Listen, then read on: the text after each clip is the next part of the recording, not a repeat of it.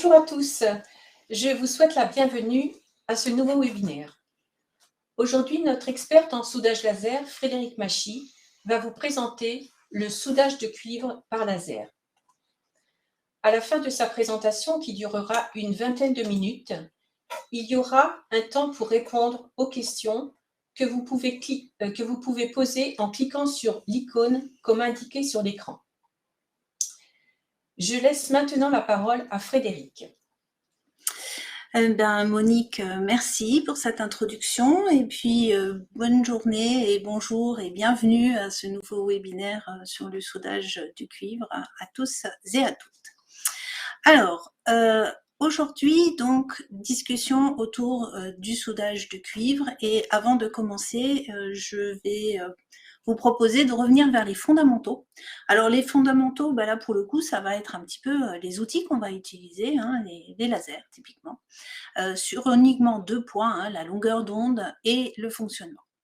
Alors, un laser, j'ai l'habitude de dire c'est beau, c'est quoi? C'est de la lumière, ça vous le savez, on va pas revenir là-dessus. Mais c'est intéressant de regarder quel type de lumière on rencontre. Alors, très couramment, dans le domaine du soudage métallique, on va utiliser des lasers dans l'infrarouge. Ça va permettre clairement de venir chauffer, fondre, potentiellement vaporiser le matériau. Alors, qu'est-ce qu'on a comme laser dans cette grande famille-là? Eh bien, un premier laser qui est, je le cite encore, mais même s'il est plus trop dans la course, des lasers CO2 dans l'infrarouge lointain. Aujourd'hui, clairement, on va plutôt utiliser des lasers dans l'infrarouge proche, donc on va rencontrer plusieurs technologies. On va encore parler des YAG dans le domaine du YAG impulsionnel, transportable par fibre optique si besoin est. Une très belle évolution de cette technologie, on va dire presque assez ancienne, qui est le laser disque, qui offre de très belles possibilités. Et puis, une troisième technologie qui est le laser fibre, que je vous propose de décliner en 2 modes. Un mode, je dirais, laser fibre multimode et laser fibre monomode. On reparlera de ces 2 différences un petit peu plus loin. Toutes ces technologies se localisant aux alentours du micron, avec la possibilité bien évidemment d'être transportées par fibre optique sur le poste de travail. Une autre technologie qui existe aussi dans le domaine du soudage métallique, c'est les lasers à diode directe qui émettent dans une longueur d'onde un petit peu plus courte qu'un micron et qui sont aussi des outils pertinents dans ce domaine-là. Donc voilà pour ce qui concerne les lasers dans l'infrarouge, donc une couleur que nos yeux ne peuvent pas percevoir. Alors que se passe-t-il dans le visible? Il y a des choses pertinentes qui se passent en ce moment. Eh bien, le laser à disque permet de générer un laser vert, donc un laser à 515 nanomètres. Et puis, eh bien, apparaissent de plus en plus des sources de diodes directes, des sources qui émettent dans le bleu à 445 nanomètres. Donc voilà un petit peu pour les différents acteurs qu'on va pouvoir mettre en œuvre dans les applications du soudage du cuivre. Alors, ça, c'est pour l'outil. Encore faut-il savoir comment il va fonctionner. Donc, il y a 2 grands modes de fonctionnement dans le soudage métallique. Il va y avoir le soudage impulsionnel c'est des choses qu'on va rencontrer. Je vous ai parlé du YAG impulsionnel, mais le disque peut fonctionner également comme ça. Et puis, il va y avoir le soudage réalisé avec une puissance continue, avec bien évidemment la possibilité de générer des rampes en fonction je dirais, de la partie du cycle dans lequel nous nous trouvons.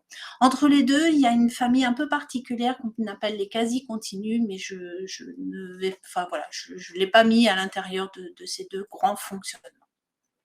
Donc, quelque part, voici les armes à notre disposition pour venir travailler le cuivre. Donc, regardons un peu maintenant quelles sont les particularités de l'interaction laser-cuivre, parce qu'il y a quand même pas mal de choses à dire à ce niveau-là. Alors, la première des choses, c'est, vous connaissez très certainement ces courbes dans lesquelles, en fonction de la nature du matériau, alors regardez voir un petit peu ce qui se passe au niveau du titane, on s'aperçoit que, par exemple, sur le titane, l'absorption est déjà très très bonne et elle est quasi stable, quelle que soit la longueur d'onde présente sur l'axe horizontal de ce graphe. C'est pas tout à fait la même chose quand on va parler du cuivre. Et effectivement, sur le cuivre, il y a un petit souci, c'est qu'à la longueur d'onde d'un micron, donc proche infrarouge, l'un des lasers qu'on utilise le plus couramment, et ben, l'absorption est assez catastrophique, inférieure à 5% ou égale à 5%, ce qui veut dire que la très grande majorité des photons envoyés sur la pièce vont être complètement réfléchis, et donc ça c'est clairement un souci pour le process. Et par contre, quand on travaille sur des lasers d'autres longueurs d'onde, je vous ai parlé du vert, je vous ai parlé du bleu, et bien là, par contre, l'absorption augmente de façon très importante. Donc ça, c'est quelque chose qui est plutôt très, très positif. Alors, quelque chose qu'il ne faut pas perdre de vue, c'est que ces diagrammes sont tout à fait vrais, mais ils sont vrais à température ambiante. Et quand on veut souder, ben, la température ambiante, on va la rencontrer pendant moins de quelques millisecondes lors du démarrage du process. Donc c'est tout à fait vrai, mais ça ne dure pas longtemps. Alors qu'est-ce qui se passe quand la température évolue? Quel est le comportement du faisceau par rapport à cette évolution de la température? Eh bien, on s'aperçoit ici que on a une absorption qui augmente. Alors vous voyez, elle augmente certes, mais elle n'augmente pas de façon très efficace, très spectaculaire. On va avoir un énorme bond. Alors, énorme bond, hein, regardez un petit peu les absorptions, hein, donc un bond significatif à la température de fusion. Et après cette température de fusion, on va encore avoir une élévation qui va être assez intéressante. Donc là, par contre, on est plus proche de la réalité, hein, par rapport à ce qui se passe lors du soudage. Alors, il y a aussi la possibilité, et c'est ce que présentent certains fournisseurs, c'est tout à fait vrai, c'est que l'absorption va être différente en fonction de l'état de surface du matériau, voire de sa composition en extrême surface. Le faisceau va interagir avec le matériau que sur quelques nanomètres. Donc si sur ces quelques nanomètres, on a une oxydation, si on a une peinture, si on a un revêtement, eh bien vous voyez que l'absorption peut être très très différente. Alors, des fois, ça peut être recherché pour améliorer, mais ça peut aussi créer une certaine dispersion sur les résultats obtenus en production. Donc, euh, si on regarde le cuivre poli, ben voilà, effectivement, pas grand-chose. Tout doucement, une petite élévation de température à partir du moment où on est fondu.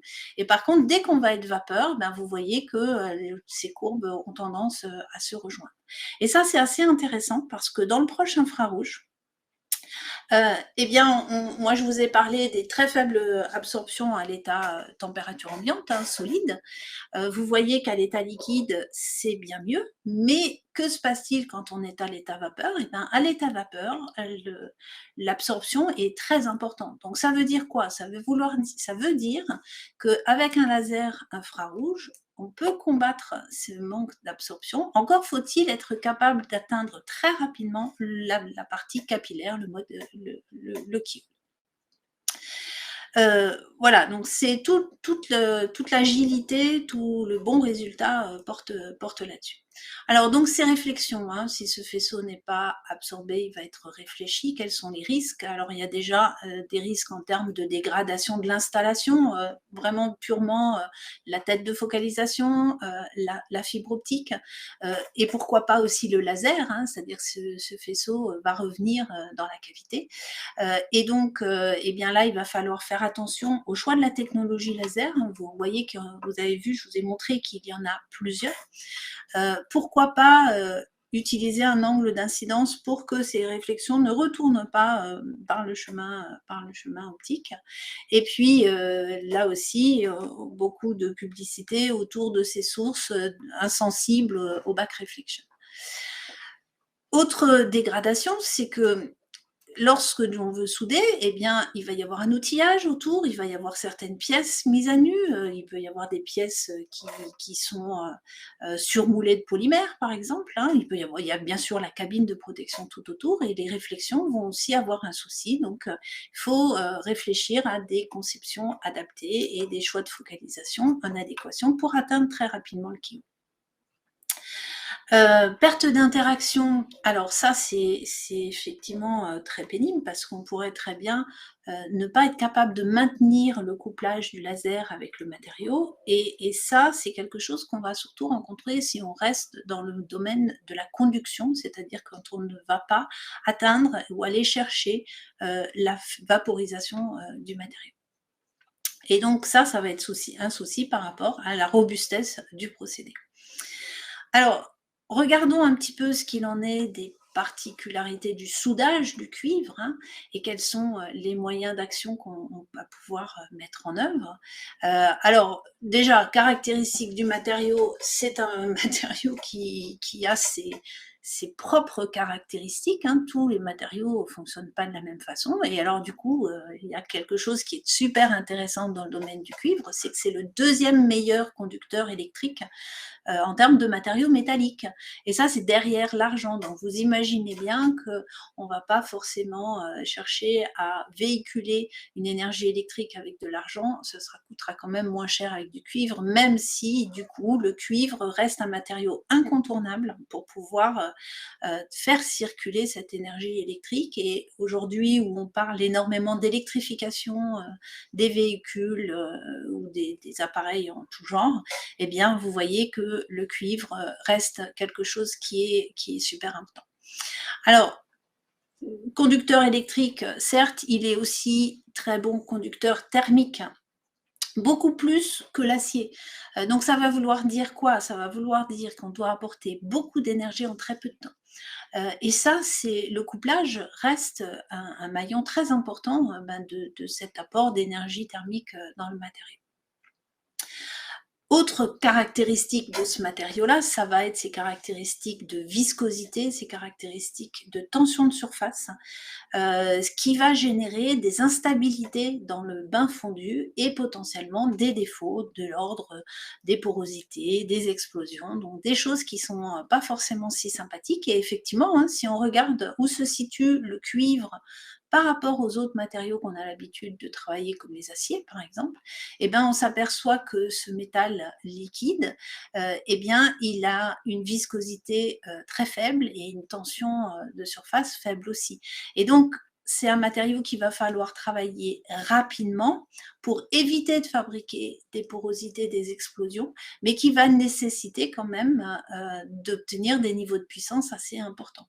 Hein, donc, on va chercher à travailler ce matériau plutôt rapidement pour atteindre les pénétrations recherchées.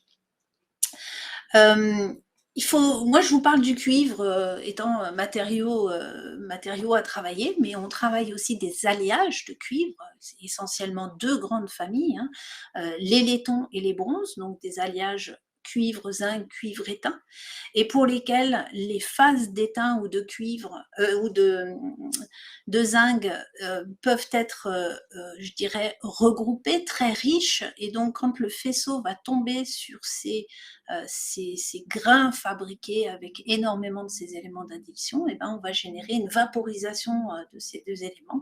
Et ça va être pénible par rapport aux suies qui vont retomber, hein, ces matériaux qu'on aura privilégiément vaporisés qui vont retomber, mais aussi par rapport à la stabilité du procédé et à l'absence de défauts. Alors, on a des moyens d'action là-dessus, hein, heureusement, et puis on en a de plus en plus. Alors, du coup, qu'est-ce qu'on peut faire? Je vous ai montré un premier diagramme dans lequel on voyait que l'oxydation pouvait aider au couplage. Donc, on pourrait effectivement tricher, faire croire au faisceau laser que c'est pas du cuivre. Non, non, non, c'est pas du cuivre, n'aie pas peur, c'est une couche d'oxyde, c'est de la peinture, c'est un revêtement. Alors, c'est des choses qu'on a fait, mais c'est pas forcément quelque chose de très intéressant ou pertinent parce que ces quelque chose de surface vont enrichir la zone fondue et du coup vont dégrader une bonne partie des caractéristiques. Donc la triche, terminée, on oublie. On sait faire mieux, donc on ne fait pas. Alors je comprends pas pourquoi ça n'est pas barré, mais la triche, vous oubliez, hein, il faut plus en tenir compte. On peut utiliser pas mal de puissance et aujourd'hui, c'est des choses possibles et je vous rappelle, hein, il faut apporter de la chaleur très rapidement, donc la puissance peut être une utilité et puis travailler sur des faisceaux très agressifs en termes de qualité de faisceau et ça, ben, la bonne nouvelle du jour, c'est que ce sont des choses qui sont tout à fait disponibles sur le marché. Autre possibilité, je vous ai montré, c'est qu'il y a des nouvelles longueurs d'onde, hein. Je vous ai parlé du laser vert, je vous ai parlé du laser bleu, donc ça, c'est des choses qui sont récentes, mais qui commencent à être assez bien disponibles également. Je vous ai parlé de l'instabilité de ce bain fondu, je vous ai parlé de sa viscosité, de ses problèmes de tension de surface, donc ce sont des matériaux qu'il faut travailler rapidement. Les têtes scanners sont là pour pouvoir assurer ce bon comportement et là aussi, bonne nouvelle, tout ça c'est aujourd'hui disponible sur le marché. Ensuite, pourquoi pas utiliser un autre concept. Il faut qu'on apprenne à se dire qu'un faisceau laser, c'est pas forcément rond plein, qu'on peut travailler avec des multicœurs de fibres, qu'on peut éventuellement travailler avec des longueurs différentes en fonction des zones dans lesquelles on va alimenter la matière. Donc pourquoi pas. Et ça aussi, ce sont des choses qui sont disponibles sur le marché. Et puis, si on pousse un petit peu plus loin le concept, hein, en se disant qu'un faisceau, c'est pas rond, plein, eh bien, on peut l'imaginer et ça commence à arriver sur le marché, une certaine variation dynamique de la forme de ce faisceau focalisé. Et ça, par contre, c'est tout à fait novateur et je pense qu'il sera très pertinent de continuer à regarder ce qui se passe à ce niveau-là. Donc, vous voyez qu'on a quand même pas mal de moyens d'action. Et donc, aujourd'hui, travailler du cuivre avec un faisceau laser, ma foi, c'est tout à fait possible. Et la preuve en est, je vais vous présenter 2 applications. Une qui a été réalisée à l'IREPA, où j'aurai pas mal d'informations à vous communiquer. Puis, quelque chose très à la vente, qui est le soudage des herpines. Alors, soudage d'éléments de stockage sur des poches de lithium. Donc, c'est une poche sur lesquelles il y a 2 petites bornes. Alors, 2 petites en termes d'épaisseur. Vous voyez, on parle de 200 microns. Un côté en cuivre, l'autre côté en aluminium. Ces clinquants-là, ces bornes-là, il va falloir les lier à un bus bar. Hein. Et d'ailleurs, là, la question se pose juste pas. Le fournisseur de ces poches impose que ce soit du laser pour pouvoir créer ces liaisons si on part sur des liaisons soudées. Donc ça, c'est une bonne nouvelle pour le monde du laser. Dans ce cadre-là de cette étude en particulier, la conception était déjà validée. On a été obligé de s'y conformer. Et ceci pour pouvoir produire des pièces le temps que la machine de production soit installée sur le site. On avait quand même des choses, des impératifs mécaniques, des impératifs électriques, et puis aussi thermiques, hein, parce que ces poches-là sont sensibles à l'élévation de température, et donc on avait une vision de température atteinte à moins de 80 degrés Celsius. Alors, on a pour ce fait choisi un laser fibre monomode. Alors, je vais revenir un petit peu sur ce point-là. Un laser fibre multimode, c'est un laser focalisé. Ben là, vous voyez, il n'y a qu'un cœur de fibre, et puis il va présenter une répartition d'énergie très plate, très homogène, ce qu'on appelle topate. Donc, c'est ces caractéristiques, le diamètre du faisceau étant lié au grossissement de la tête optique. Un laser fibre monomode, ça va présenter un aspect complètement différent, un diamètre de faisceau beaucoup plus petit et une agressivité importante. Vous voyez, là, on est plutôt sur une morphologie sous forme d'aiguille. Et donc, imaginez cet outil-là, eh bien, il va pouvoir attaquer le cuivre beaucoup plus facilement. Voilà. Du coup, il y a des avantages, il y a des inconvénients, bien évidemment. Tout petit diamètre de cœur, tout petit diamètre de faisceau focalisé, c'est pas toujours un avantage, surtout quand on veut travailler en bout à bout, par exemple. Mais n'empêche que ce faisceau très petit en termes de diamètre permet d'obtenir une concentration, une densité d'énergie surfacique énorme. Donc ça, c'est vraiment très, très intéressant. Ça donc permet de travailler sur des matériaux réfléchissants et du coup, ça va aussi générer très peu de projections, ce qui est toujours agréable, et des sources qui sont relativement bon marché, on va dire. À côté de ça, il y a des inconvénients. Il n'y aura pas de beam switch. Un faisceau, pour un poste de travail, on ne peut pas partager l'énergie sur plusieurs zones. La fibre reste courte, même si elles ont tendance à s'allonger, encore une fois, mais les évolutions sont toujours en cours. Une faible profondeur de champ qui est vraiment liée au diamètre du faisceau, au diamètre de la fibre optique qui génère le faisceau, 17 microns, vous voyez, c'est tout petit. Alors pour autant, sur cette application-là, la latitude de positionnement du point focal était supérieure à 1 millimètre, donc c'est tout à fait jouable. Alors, pour utiliser ce laser, on a aussi utilisé une tête de focalisation qui permet plusieurs choses. Bien sûr, de profiter du dynamisme des miroirs galvanométriques pour pouvoir assurer des vitesses importantes, même sur des trajectoires toutes petites. C'est à l'IREPA des outils qui permettent de positionner de façon très précise et de contrôler la position du point de focalisation, de voir un plan de joint s'il y en a un outillage, là en l'occurrence, de générer les trajectoires que l'on veut, c'est très libre, et puis de pouvoir piloter bien évidemment la puissance, ça c'est tout à fait traditionnel, mais pourquoi pas aussi la vitesse, d'y mettre si besoin est de l'oscillation, de générer les rampes que l'on veut. Donc quelque chose de très flexible. Alors, qu'est-ce qu'on a obtenu comme résultat? On a réussi à dépasser l'objectif en termes de résistance mécanique et en termes d'impédance, on est très très bon. Donc vous voyez en rouge la trajectoire et puis le cordon réalisé. Des cordons sur différentes zones, des cordons déboutonnés, ça prouve que quand même les liaisons créées sont des liaisons qui sont métallurgiquement saines.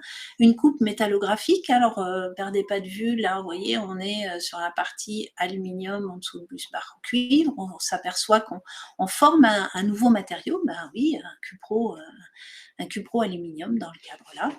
Et dans ce cas-là, il ne faut pas perdre de vue qu'on peut fabriquer, si la conduite du procédé n'est pas bonne, des intermétalliques fragiles qui vont générer des micro-fissurations. Donc, c'est bien d'avoir les outils, ça reste absolument nécessaire de piloter correctement, de manager correctement le procédé. Alors, du coup, qu'est-ce qu'on a obtenu comme résultat? Pas de problème de sécurité. Le lithium peut poser effectivement des problèmes de sécurité en termes de dégazage, en termes de court-circuit. Fallait rentrer donc ces modules à l'intérieur de l'outillage. Donc là, on a été suffisamment prévenant pour éviter tout problème. On a quand même soudé 1200 modules, soit 193 000 points soudés, donc ça prouve que le procédé est quand même robuste puisque nous n'avons pas rencontré de non-conformité. Donc voilà, même si vous voyez que la profondeur de champ reste réduite, ma foi, il est tout à fait possible d'obtenir des bons résultats. Donc voilà un petit peu pour ce premier cas. Le deuxième cas, c'est le soudage d'Herpine. Donc j'ai profité d'éléments de vidéo qu'on rencontre sur internet. Alors voilà, ça veut bien se lancer. Donc voilà, un moteur électrique, on va retrouver pas mal de liaisons Herpine. Vous voyez qu'il y en a quand même pas mal. Ces illustrations sont intéressantes parce qu'elles sont faites en caméra rapide. Donc vous voyez un assemblage avec un point qui est fixe, et puis on va gentiment voir la solidification se mettre en place. On utilise là pour autant un faisceau avec 2 diamètres de cœur de fibre, une partie centrale et une partie annulaire. Ici, vous voyez que la trajectoire est différente. Enfin, là, pour le coup, il y a une trajectoire. On va tourner autour du plan de joint pour générer le cordon. Donc là, plutôt mise en place avec une tête scanner, toujours avec la solution de faisceau. Donc, une liaison soudée qui pose pas plus de soucis que ça. Donc ça, c'est très intéressant parce qu'on voit le process en ralenti, c'est sympa. Mais vous allez me dire, le soudage, c'est reconnu pour la rapidité de son exécution et effectivement, mais si on regarde ça je dirais à vitesse nominale, vous voyez qu'on est un peu dans une autre cour et que effectivement là, la productivité, la rapidité du process va être présente. Hein. Il ne faut pas s'attendre à ce que ces trajectoires durent très longtemps si on les met en place. Donc, vous voyez aussi que sur une pièce comme ça, on a quand même énormément de joints soudés à réaliser et il est important qu'il n'y en ait pas qui soient non conformes, on va dire. Alors, pour conclure un peu mon discours, moi je vais vous parler un petit peu des avancées technologiques et puis je vais vous parler du laser qui reste incontournable et puis avec un petit bonus à la fin. Alors, première des choses, on a plein d'avancées sous la main. On a des diversités de longueurs d'onde et ça c'est quelque chose qui clairement va continuer à progresser, va nous apporter des choses. Donc ça, c'est quand même très intéressant.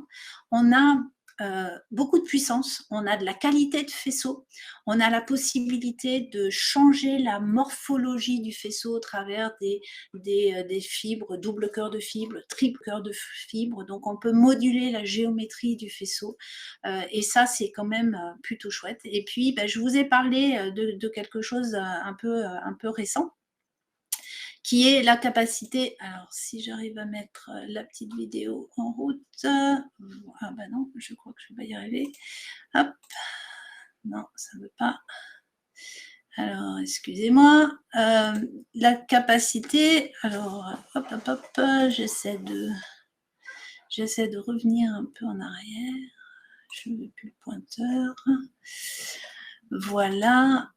voilà, donc la capacité d'utiliser un faisceau dynamique au travers de la trajectoire, et ça c'est complètement novateur, des bonnes qualités de faisceau et des géométries complètement différentes que celles qu'on peut avoir l'habitude d'utiliser, c'est-à-dire circulaires, avec ou pas d'anneaux, donc ça peut être assez intéressant, et c'est une entreprise israélienne, Sivan, qui propose ce genre de choses. Je pense que c'est intéressant à regarder. D'un autre côté, en production, parce que vous avez vu sur ces applications-là, c'est pas quelques points de soudure, c'est beaucoup de points de soudure et donc c'est important de s'assurer de la qualité. On a de plus en plus d'outils à disposition. Donc on a des outils qui permettent par exemple de détecter précisément où se trouvent les pièces à assembler, sur quel niveau d'altitude elles se situent par rapport à la position du point de focalisation. On utilise par exemple l'OCT pour faire ce genre de choses-là. Alors c'est un exemple Précitech, ils ne sont pas les seuls à proposer ce genre de solution, hein. Mais donc un contrôle avant l'opération de soudage pour pouvoir relocaliser les trajectoires de soudage, une adaptation du process à cette détection-là, puis le soudage, et après, le contrôle, le monitoring pendant l'opération de soudage, et pourquoi pas encore un contrôle après soudage. Donc, vous voyez que tout ça peut être intégré, et ça, c'est, je pense, quelque chose de très, très pertinent. Alors, je vous ai parlé d'un petit bonus. Ce bonus, à l'IREPA, il s'appelle Solanacé. C'est un beau projet collaboratif soutenu par la région Grand Est et l'Europe et labellisé par Materalia, qui font travailler, ce projet fait travailler 3 partenaires. Il y a Axon Cable qui est l'industriel qui sera utilisateur du système, l'Institut Jean Labour qui caractérise ces joints soudés un peu particuliers et IREPA Laser qui développe le procédé. Et l'objectif de ce projet, c'est de montrer les capacités du laser nanoseconde dans le domaine du soudage, qui n'est pas forcément naturel d'imaginer, de pouvoir caractériser ces systèmes-là, de développer bien sûr une solution qui sera transférée, et on est très fiers parce qu'on a réussi à montrer la faisabilité de ces systèmes-là, et donc on a un beau jalon du projet qui est passé et qui aboutit à la fabrication d'une cellule de R&D qui sera installée chez l'industriel. Donc ça, c'est une belle réussite. Alors, laser nanoseconde, tout à l'heure, je vous ai parlé des lasers continus, je vous ai parlé des lasers impulsionnels. C'est vraiment ce qu'on a couramment dans l'industrie. Laser continu qui peut poser des fois des soucis sur le couplage, hein, je vous en ai parlé, parce qu'il n'y a pas cet effet de puissance crête qui vient forcer le couplage. Et puis dans le domaine du cuivre, ça va nécessiter d'apporter beaucoup de puissance et donc des échauffements, des oxydations qui peuvent être assez importants. Et pourquoi pas aussi la fabrication de constituants fragiles, je vous en ai parlé sur le soudage des modules. Les lasers impulsionnels millisecondes traditionnellement utilisés peuvent quand même poser des soucis de fissuration, hein, même si la durée d'interaction est faible, on peut quand même avoir des problématiques. Bien évidemment, on réduit les échauffements et les déformations, mais elles sont quand même présentes. Et donc, on peut quand même rencontrer des soucis de fissuration liés à des constituants fragiles et pas forcément que à des difficultés lors de la solidification.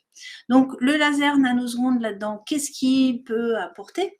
Eh bien, alors déjà, il faut se dire à quoi ressemblent ces lasers-là. Ça ressemble beaucoup à un laser fibre monomode en termes de répartition d'énergie, de diamètre de faisceau. La grande différence, c'est que c'est un laser qui va travailler sur quelques nanosecondes et donc apporter des niveaux de puissance crête vraiment encore très importants. Et voilà des résultats obtenus sur du cuivre et où on a là plus de 500 microns de pénétration pour des largeurs qui sont très faibles, hein, on va parler d'une quarantaine de microns en largeur de cordon. Mais ces largeurs de cordon-là qui peuvent peut-être faire peur en termes de dimension.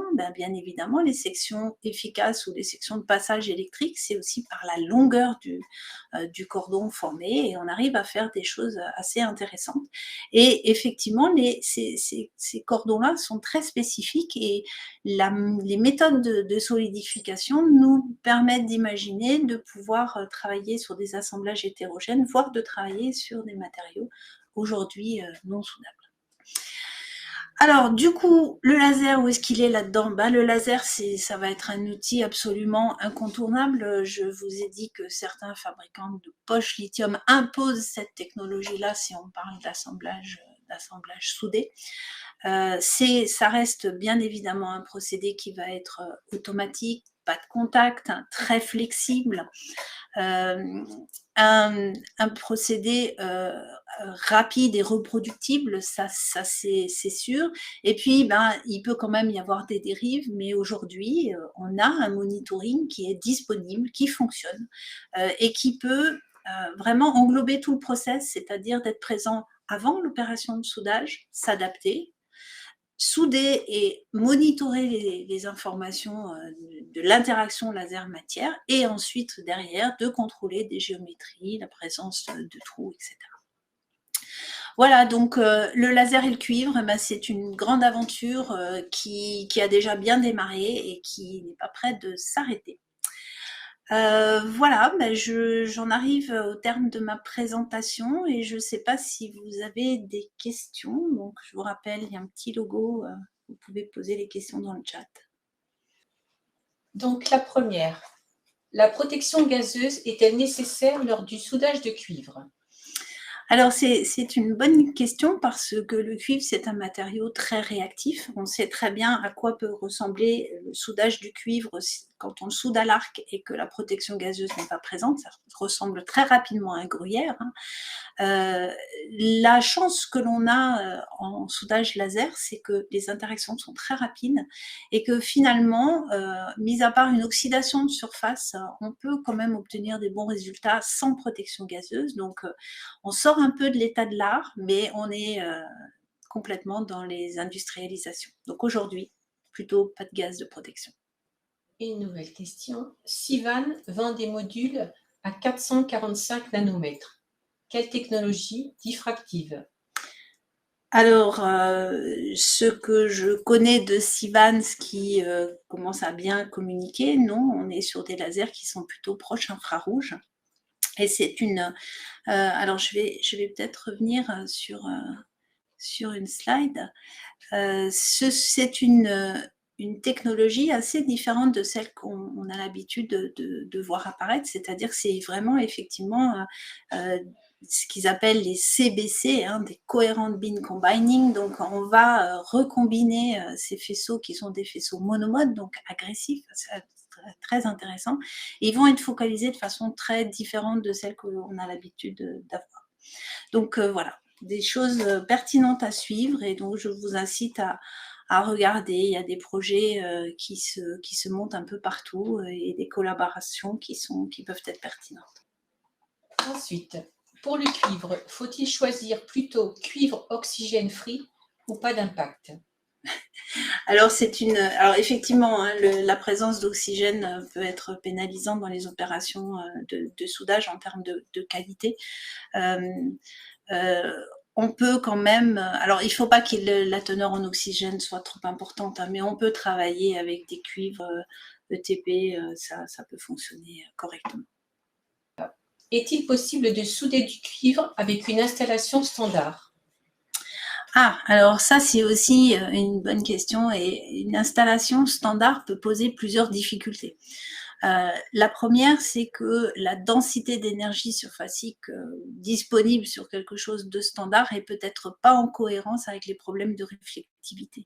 Donc, si vous venez avec un peu de puissance, pas très bien focalisée, ça va pas marcher sur le cuivre. Donc, il vous faut quand même de la puissance, et il faut pouvoir focaliser sur les diamètres les plus petits possibles pour pouvoir combattre cette réflectivité et atteindre dans des laps de temps qui sont très très courts, hein. On estime moins d'1 milliseconde pour pouvoir former le keyhole quand on est en infrarouge proche. Encore faut-il venir avec les bons arguments, qu'il soit de la puissance crête si vous êtes en impulsionnel, ou de façon plus, je dirais, standard, de la puissance et une bonne focalisation. Donc c'est pas toujours gagné qu'une installation présente soit la situation la plus adéquate pour le travail de cuivre. Ensuite, en termes d'épaisseur versus puissance versus vitesse, vous avez des métriques à tout hasard? Alors ça, c'est effectivement un peu là où ça blesse, hein. Je vous ai dit que la vitesse, il vaut plutôt qu'elle soit importante pour pouvoir stabiliser ce process enfin en tout cas le keyhole, et puis cette qualité de dynamique du bain. Donc on va parler souvent de vitesses qui sont supérieures à 4 mètres minutes. Du coup, en termes de puissance, eh bien, ça demande, alors de la même manière, hein, tout dépend si vous travaillez avec un faisceau monomode et si vous travaillez avec un faisceau continu. Aujourd'hui, les plus grosses pénétrations que j'ai pu voir dans la littérature, on est sur plus de 6 millimètres de pénétration, mais avec 10 kilowatts, avec des systèmes double cœur de fibre. Maintenant, les lasers verts et bleus permettent d'obtenir des bons résultats, mais sur des niveaux de pénétration plus faibles. Donc, je dirais à chaque application son domaine d'utilisation. Merci Frédéric. Si vous avez plus de questions, la première des choses, c'est que je vais vous remercier. Je vais vous inciter, si vous avez des questions plus spécifiques, à me contacter. Vous avez mon adresse mail, vous pouvez me contacter au travers du site d'IREPA aussi, pourquoi pas. Et puis, du coup, on peut vous inciter, si vous avez loupé ce webinaire ou si vous voulez le regarder plus tranquillement, à vous abonner à notre chaîne YouTube et à retrouver la totalité des webinaires qui sont présentés. Très bien, merci Frédéric pour cette présentation. Je vous remercie donc d'avoir participé à ce webinaire. Je vous annonce d'ores et déjà que le prochain webinaire aura pour thème la sécurité laser. Il est programmé le jeudi 28 avril à 14h30. En attendant, je vous souhaite une excellente journée et je vous dis à bientôt. Au revoir. Bonne journée.